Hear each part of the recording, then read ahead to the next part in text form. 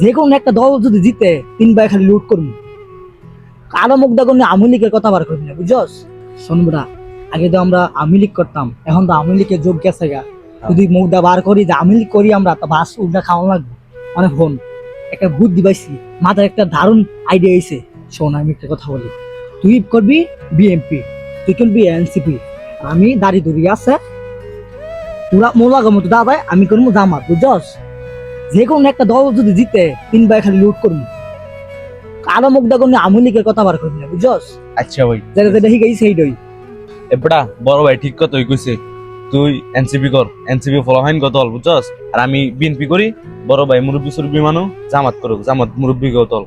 আর যদি মাগার বিএনপি ক্ষমতার জায়গা 2 ভাইরে আমি সেফ দিব, আর যদি জামাত ক্ষমতার জায়গা আঙ্গ 2 ভাইরে বড় ভাই সেফ দিব, আর যদি এনসিপি ক্ষমতার যায় আঙ্গ 2 ভাইরে তুই সেফ দিবি, বুঝছস?